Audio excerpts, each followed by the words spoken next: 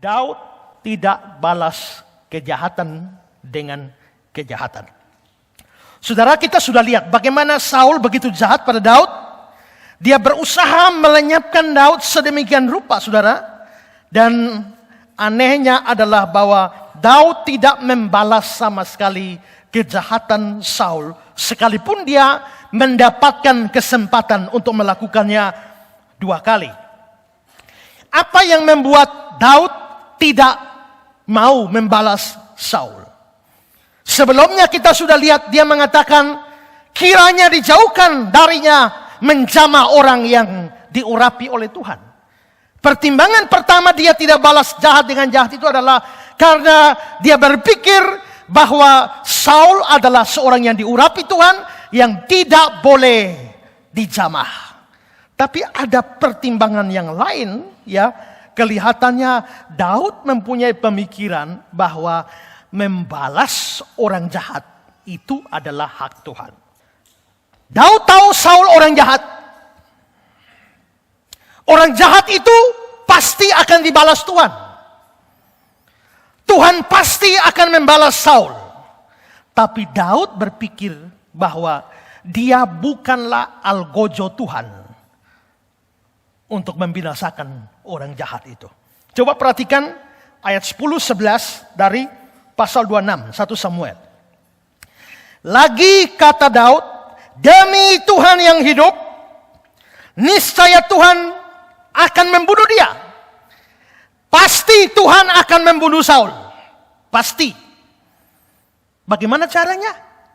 Entah karena sampai ajalnya, mati biasa, mati wajar, dan dia mati. Entah karena dia pergi berperang, lalu hilang lenyap di sana.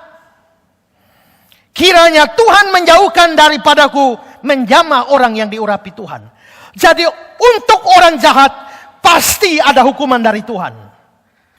Entah dia mati, Tuhan membuat dia mati pada waktunya, atau Tuhan membuat dia mati dalam peperangan, terserah Tuhan.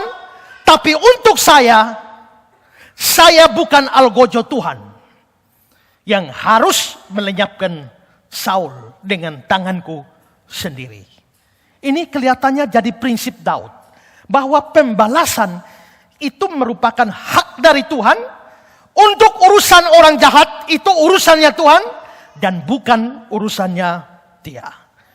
Perhatikan saudara, untuk semua orang jahat yang membuat hidupmu sengsara, ada saatnya Tuhan membalas mereka. Kalau mereka, tentu saja kalau mereka tidak bertobat. Ada saatnya. Tapi tak usah membuat dosa bagi dirimu sendiri dengan merampas hak dari Tuhan. Tak usah membuat tanganmu sendiri kotor.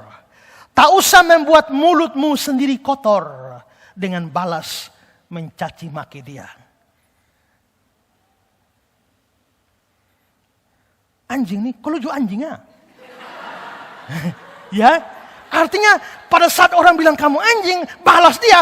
Artinya kamu mengotori mulutmu sendiri. Padahal untuk dia ada balasan yang akan datang dari Tuhan. Untuk apa mengotori tangan, mulut, dan pikiran, dan hati, dan perbuatan. Padahal ada bagian dari orang-orang jahat seperti itu. Ya. Karena itu saudara, sekalipun Daud sangat menderita karena Saul. Sekalipun dia sangat terluka karena Saul. Tapi dia tetap berpegang pada providensi Allah yang mengatur seluruhnya tanpa mau mengotorkan tangannya. Dalam Pulpit Commentary, dengan iman pada providensi yang menguasai, dia menyerahkan perkaranya kepada Allah. Pembalasan pribadi akan luka yang dialami bukan bagian dari kewajiban kita. Pembalasan itu adalah hakku. Akulah yang menuntut pembalasan, firman Tuhan. Entah kita berhasil dalam tugas sulit, bukan urusan kita. Melakukan yang benar adalah perhatian utama kita. Saudara-saudara, itulah sikap Daud yang menarik. Bagaimana dengan saudara dan saya?